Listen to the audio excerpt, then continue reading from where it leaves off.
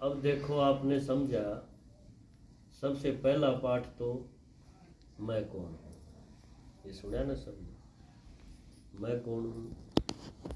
मैं शरीर नहीं, शरीर मुझे मिला है माँ के पेट से, लेकिन मैं इसको चलाने वाली जो शक्ति हूँ, जो आज इन खिड़कियों से देख रही हूँ, खिड़कियाँ हैं ना सबकी, ये आँखें गाड़ी की जैसी शीशे हैं, इस तरह से ये हमारी खिड़कियाँ। इनमें से देखने वाला कौन है? मैं। अगर मैं पूछूं कि मैं कौन है, उसको आप बताओ, हाथ लगाओ मैं के। अगर मैं पूछूं नाक के हाथ लगाओ, तो आप हाथ लगाओगे अपनी नाक के, अपने कान के। लेकिन मैं जो है, जिसके लिए आप कितनी बार पूरे दिन में मैं शब्द यूज करते होगे, तो मैं के लिए आप कहाँ हाथ लगाओगे? मैं ये रहा, शरीर को हाथ लगाओगे। लेकिन शरीर के लिए भी हम बोलेंगे मेरा शरीर दुख रहा है, मेरा कमरा बोलते हो, मेरा घर बोलते हो, मेरी गाड़ी। कोई आपने ऐसे सुना जो ये बोलता हो मैं कमरा, मैं गाड़ी, मैं घर, मेरा घर, मेरी गाड़ी? तो मैं घर से अलग हूँ, गाड़ी अलग है, मैं अलग हूँ।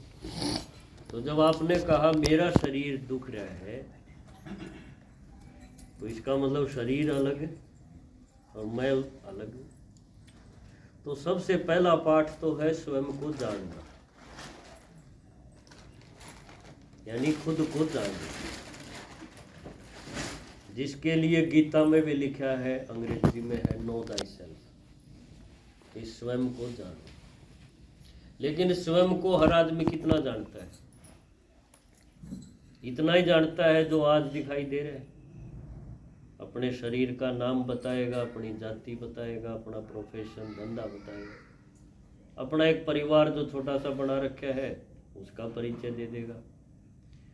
परंतु फिर ये किसके लिए बोला गया है कि स्वयं को जानो? तो और कौन सी चीज बच गई जो मैं नहीं जानता था, जिसके लिए गीता में बताया, भगवान ने कहा खुद को जानो? तो मैं जान तो रहा हूँ कि मैं राजकुमार हूँ, फलाने गांव का हूँ, इस जाति का हूँ, ये मेरा कारोबार है। और क्या बच गया? भगवान ने कहा है तो जरूर बच गया ना कुछ तो उसके लिए परमात्मा ने बताया कि स्वयं को जानो कि मैं कौन हूँ। मैं एक आत्मा हूँ जो इस शरीर से न्यारी हूँ, और मैं आत्मा इस शरीर से न्यारी हूँ। तो शरीर तो प्रकृति की चीजों का बना है, जिसको कहेंगे 5 तत्वों का बना है। तो 5 तत्व माँ के पेट में उचित मात्रा में तैयार हुए और एक शरीर की रचना होगी।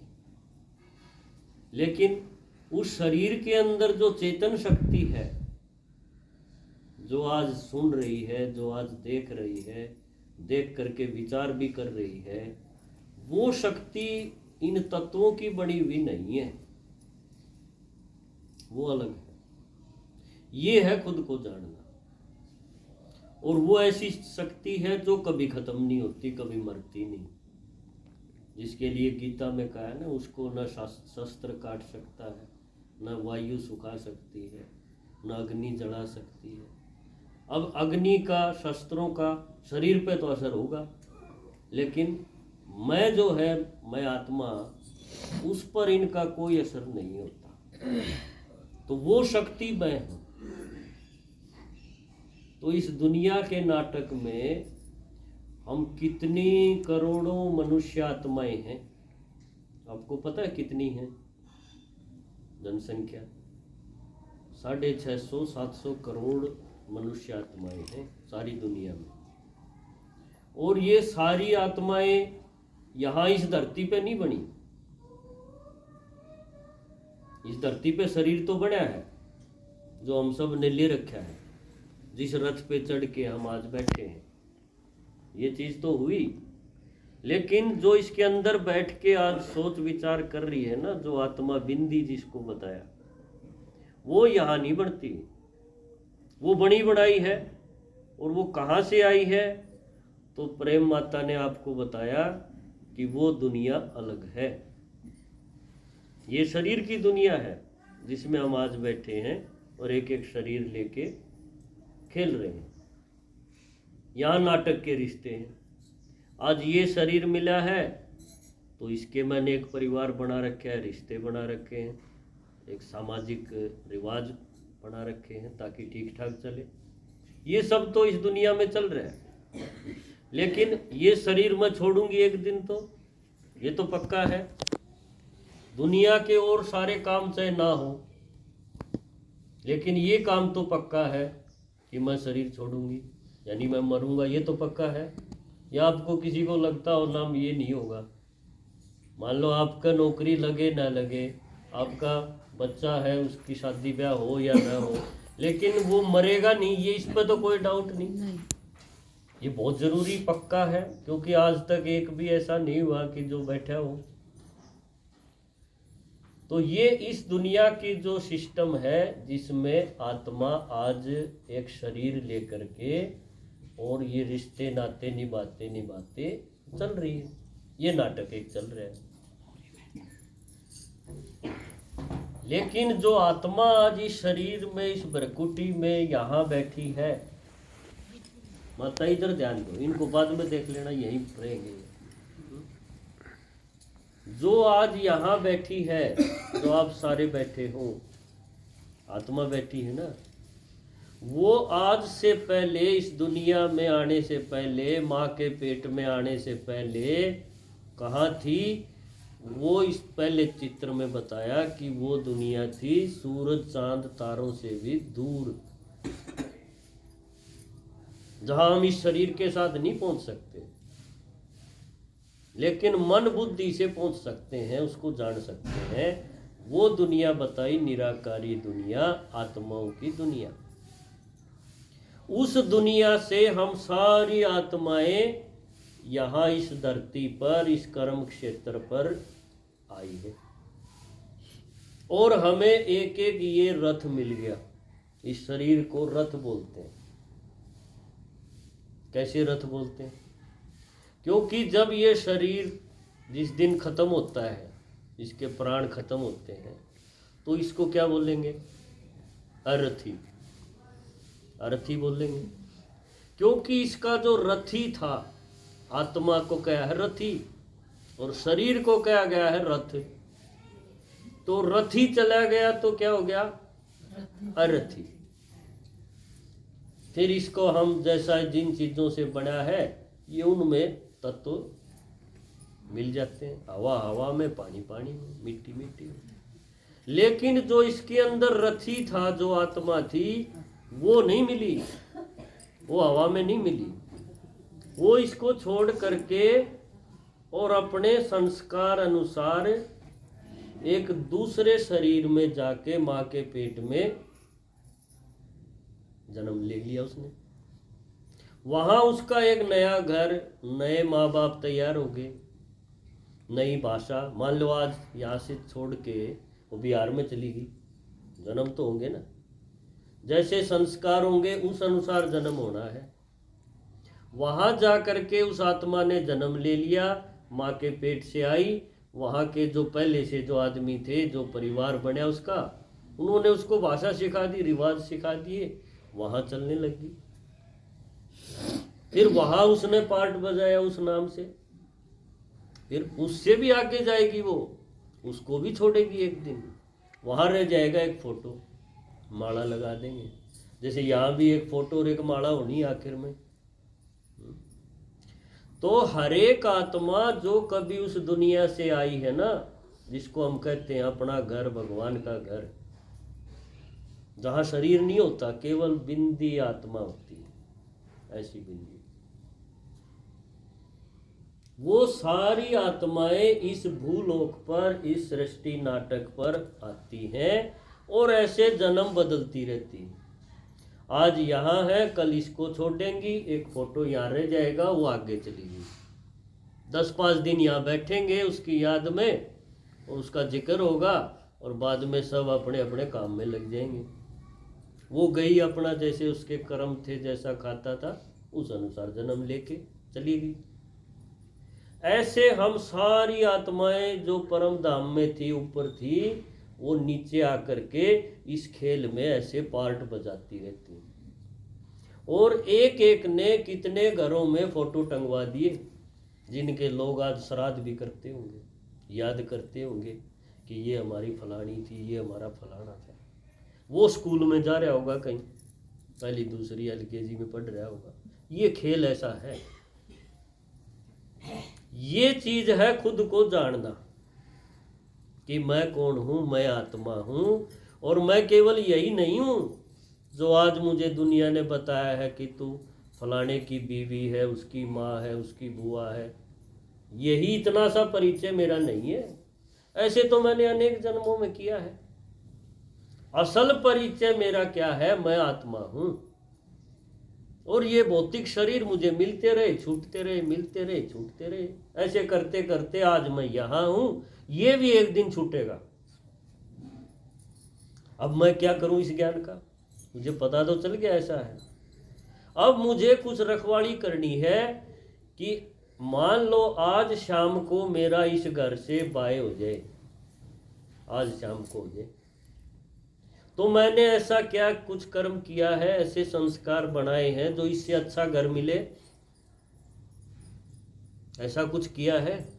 या ये शरीर के कामों में ही मैं इतना बिजी रहा और उस चीज को भूल गया? क्योंकि आत्मा जब इस शरीर को छोड़ेगी तो कोई भी चीज उसके साथ जाने वाली नहीं है। या कोई जाएगी? कोई नहीं जाता। उसके साथ जाना है, परमात्मा ने बताया है कि केवल उसके संस्कार। वो संस्कार अगर उसका मेल खाते होंगे उन लोगों से जो ऐबी हैं, बुरे विचारों वाले हैं, उनके संस्कार अच्छे नहीं हैं, तो वो उसके माँ बाप जरूर बन जाएंगे या कोई भाई बंधु बनेगा। ऐसों के पास वो जाएगी। आज परिवार में एक आदमी भी हमारे साथ ऐसा रह रहा हो ना जिसके संस्कार बढ़िया नहीं हो, तो हम उसको कितना समझाते हैं, कितना टेंशन में रहते हैं, फिर भी वो नहीं मानता। आखिर में अलग भी हो जाते हैं। कितना टाइम लगता है हमारा, बीमारी भी शुरू हो जाती है, कई बार टंगे भी पाते हैं कि इस कारण से हुआ है। अगर आपके ऐसे 3-4 मिल गए तो इससे अगले जन्म में बापू भी ऐसा मिल जाए, जहाँ शादी होके जाए वो भी ऐसा मिल जाए, फिर औलाद भी ऐसी मिल जाए, ऐसा खूब हो रहा है। और नहीं आपके दिल में छेद हो जन्म से ही और जन्म हो जाए झुग्गी में, तो आप देखो कैसी हालत होगी हमारी। ये क्यों हुआ? ये हमने कभी ये विचार नहीं किया कि मैं आत्मा हूं और मैंने कुछ जमा करके, अच्छा जमा करके यहां से जाना चाहिए। वो कमाई मैंने कभी नहीं की। ये कमाई खूब करी जो यहीं रह जाएगी और बट जाएगी। ये तो बटेगी। आपकी 13वीं होते ही आपका जो कुछ है सारा जो समाज के रिवाज है उस अनुसार बटेगा, यहाँ फोटो रह जाएगा। आप कहाँ गए किसी को कुछ पता नहीं, कोई बोलेगा वो तसड़े के नीचे पछाड़ देखेगा, ये सांप बन गया, ये कुछ और बन गया। रेत तो हिलेगा ना, उसी से आइडिया लगाएंगे। परमात्मा ने जो ज्ञान का ये शीशा दिया है ना, उसमें जब हमने देखा तो हमें पता चला कि हर एक आत्मा अपने कर्मों अनुसार, उसके संस्कारों अनुसार इस सृष्टि नाटक में जन्म लेती रहेगी।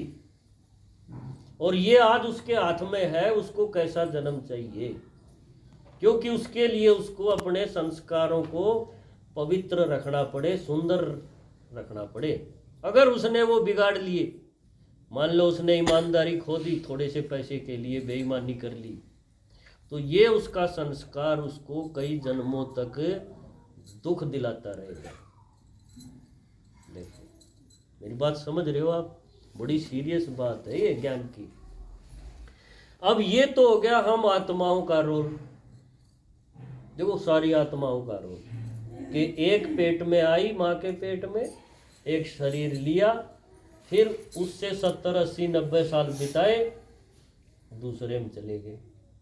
फिर वही चक्कर शुरू, शरीर बड़ा हुआ, नया शरीर मिला।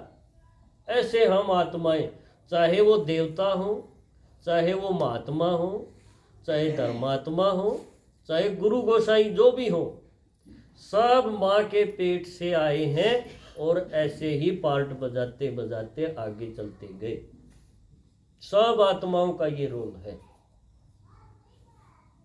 लेकिन इन सारी करोड़ों आत्माओं में एक आत्मा बिल्कुल न्यारा रोल लिए हुए है। एक देखो, कहा करोड़ों, 700 करोड़ समझो, उसमें सिर्फ एक आत्मा ऐसी है जिसका इस नाटक में बहुत सुंदर, बहुत गजब का रोल है। वो कौन? वो है ये आत्मा जिसको कहेंगे परम आत्मा। क्या कहेंगे?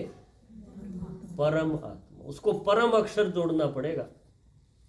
परम और सब के नहीं जुड़ सकता। महात्माएं खूब हो सकते हैं, आप कहोगे हरिद्वार में बहुत महात्मा देखे, धर्मात्माएं भी खूब होंगी दुनिया में, है ना। पाप आत्माएं दुनिया भर की, देवात्माएं भी अनेक हैं। आप मंदिर में जाओगे, कितने देवताओं के फोटो रखे, 33 करोड़ बताए। परम आत्मा कई हैं, कभी नहीं सुना होगा आपने। परम जिसके अक्षर जुड़ेगा, परम पिता, परम आत्मा, परम शिक्षक। परम का मतलब क्या है? सबसे ऊंचा। ऊंचा किस सेंस में? ऊंचा माना उसके गुण, ऊंचा माना उसकी शक्तियां, उसका ज्ञान। वो परम अक्षर उस आत्मा के जुड़ेगा जिसको हम भगवान बोलते हैं आम भाषा में। परम क्यों जुड़ा? उसका रोल इस नाटक में है, यानी वो भी इस धरती पे आता है। कब आता है, क्या करता है, कहाँ रहता है, एक बार आता है कि अनेक बार आता है, इसके ऊपर आदमियों ने, मनुष्यों ने, हमने बहुत रिसर्च की, जिसको कहेंगे तपस्या की। फलाने महात्मा ने हिमालय में बैठ के की, उसने गुफाओं में की, है ना। और जैसा उनको लगा, उन्होंने अपने समझ अनुसार, अपने ज्ञान अनुसार जो उनको लगा, उन्होंने एक एक ग्रंथ, एक एक किताब हमारे लिए रख दी बना के। और आज इतनी किताबें हैं भगवान के परिचय के बारे में कि आप साधारण घर गृहस्थी वाले तो उसको पढ़ नहीं सकते। उसके बाद भी ये सारा सूत उलझा हुआ है। अनेक किताबें हैं। ये परमात्मा ऐसा है, कोई बोलेगा ऊपर रहता है, कोई बोलेगा सबके भीतर है, कोई बोलेगा कण कण में है, कोई गीता में बोलेगा युगे युगे 4 युग हैं, 4 बार आता है, कोई बोलेगा उसके 24 अवतार हैं, और वो तो कच्छ मच्छ अवतार यानी पशु बन के भी आता है। वरा अवतार भी एक, कि भगवान तो सूअर के रूप में भी आया, वरा अवतार की कहानी है। ऐसी अनेक कथाएं हमने भक्ति में सुनी और हमने उसको बिना सोचे, बिना समझे, बिना छाने स्वीकार कर लिया। क्यों? हमें लगा कि भाई हम तो घर गृहस्थी में बिजी हैं और ये महात्मा तो बहुत तपस्या करके आया है, ये बता रहा है तो सही होगा, हमने मान लिया। जैसी उसने विधि बताई, जो तरीका बताया, हम जीवन में दुखी थे, हमने वो मान लिया, ठीक है भाई हम भी कर लेते हैं। किसी ने बताया भाई ऐसी तपस्या करो, किसी ने बताया व्रत करो, किसी ने तीर्थ बताया, किसी ने कुछ और विधि बताई। ये कर्म कांड हम सब करते करते आज यहाँ तक आ गए। लेकिन अगर मैं आपसे आज पूछूं, आप ईमानदारी से बताना कि अगर आपको मैं पूछूं कि मंदिर में जाके उस एक को हाथ लगाओ जिसको भगवान कहेंगे। मंदिर में तो अनेक मूर्तियां हैं, हर एक घर में रखी हैं, तो एक को अगर आपको हाथ लगाना पड़े, क्योंकि सब ने एक बात तो बताई कि परमात्मा है एक, ईश्वर एक है, यही सुना ना। लेकिन हमने जब मंदिर में जाके देखा तो वहां तो कई तरह की मूर्तियां मिली, सबकी कहानी भी अलग अलग मिली। तो आप एक को हाथ लगाना बड़ा मुश्किल है। कोई बोलेगा ये सारे ही भगवान के रूप हैं, सब भगवान हैं, सब में भगवान है। अब सब में भगवान है तो फिर ये रो क्यों रहे हैं इतने, ये दुखी क्यों है, इनकी नस क्यों फटी जा रही है। यानी कि सूत इतना उलझा हुआ है कि वो 4 बार आता है, 24 बार आता है, ऊपर रहता है, सबके दिल में रहता है, एक पॉइंट पे कोई टिक नहीं रहा। अब ये गुत्थी कौन सुलझाए। जिस महात्मा ने, जिस महापुरुष ने इसको सुलझाने की कोशिश की, वो एक नई किताब लाके खड़ी कर गया। ऐसे किताबें बढ़ती गई हैं ये, तो अलग अलग व्याख्या करते गए लोग। अब आखिर कब ये, एक दिन तो इसका खुलासा होना चाहिए ना कि ये भगवान है और बाकी नहीं है, तब तो हमारी बुद्धि कुछ ग्रहण करेगी। अब ये कौन सुलझाए। तो परमात्मा ने बताया कि मैं भी एक आत्मा हूं, एक बिंदी, और मैं भी इस धरती पे आता हूं। देखो तुम भी आए हो, लेकिन तुम मां के पेट से आते हो, तुम्हारा गर्भ से जन्म होगा और अनेक जन्म होंगे, और ऐसे जन्म मरण में तुम चलते रहोगे। मेरा ऐसा पार्ट नहीं है, ये उसने फर्क बताया। आऊंगा मैं भी, लेकिन मैं इस तरह से जन्म लूं कि मेरे माँ बाप कोई बने, मुझे कोई शिक्षा दे, मैं किसी को गुरु बनाऊं, एक परिवार पालूं, ऐसा मेरा नहीं है। क्योंकि मैं तो सबका माता पिता हूं। भक्ति में बोलते आए ना, तू सबका माता पिता है। तो जो माँ के पेट से आया उसके माँ बाप, सबका माँ बाप कैसे हो जाएगा वो, उसके तो होंगे ना पेरेंट्स से। तो परमात्मा ने बताया मैं भी इतना ही छोटा हूं जितनी छोटी तुम आत्मा बिंदी हो, लेकिन मैं मां के पेट से नहीं आऊंगा। अब कैसे आएगा, बोला ना धरती पे तो आऊंगा, तो कैसे आएगा ये भी उन्होंने बताया। तो हमने पूछा बाबा बताओ, क्योंकि हम तो बड़ा ढूंढ रहे हैं आपको।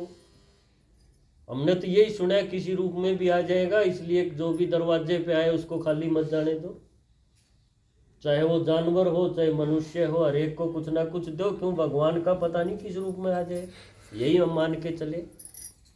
परमात्मा ने बताया नहीं, मैं आता हूं इस दुनिया के नाटक में उस टाइम जब ये दुनिया का नाटक, यानी इसमें रहने वाले जो आदमी हैं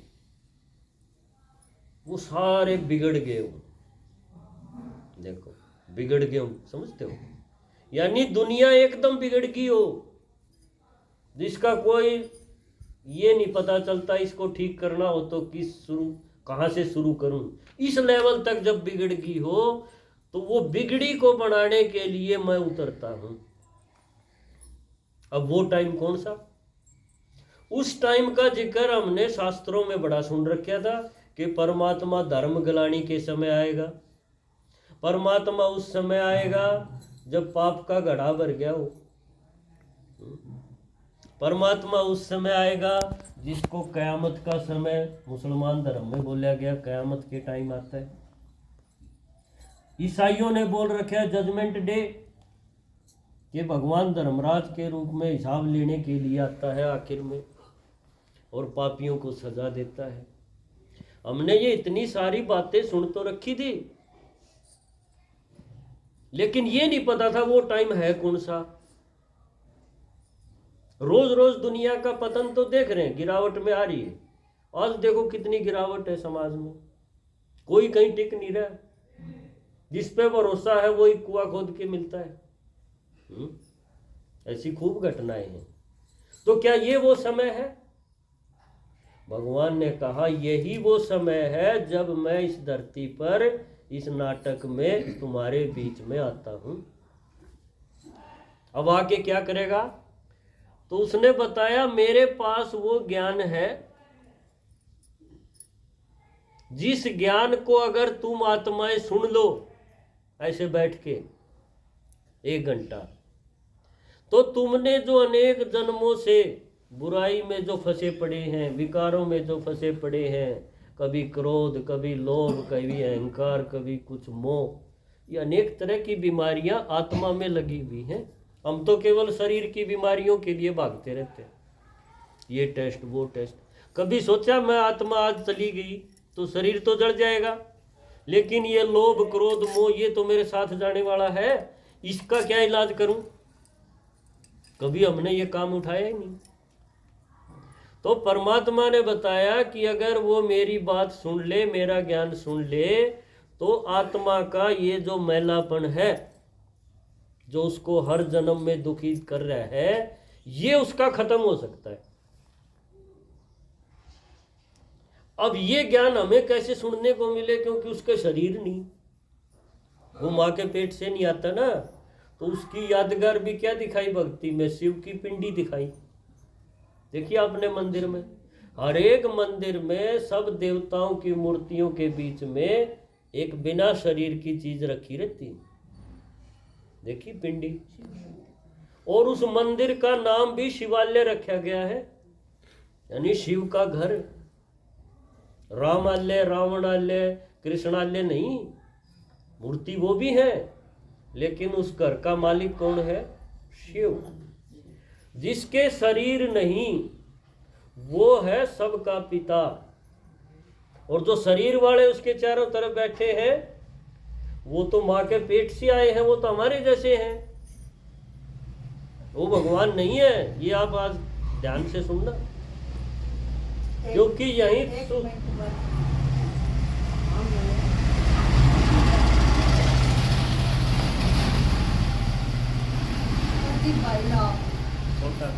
नहीं, बाद में आ जाओ, हम चलो के बोलिए,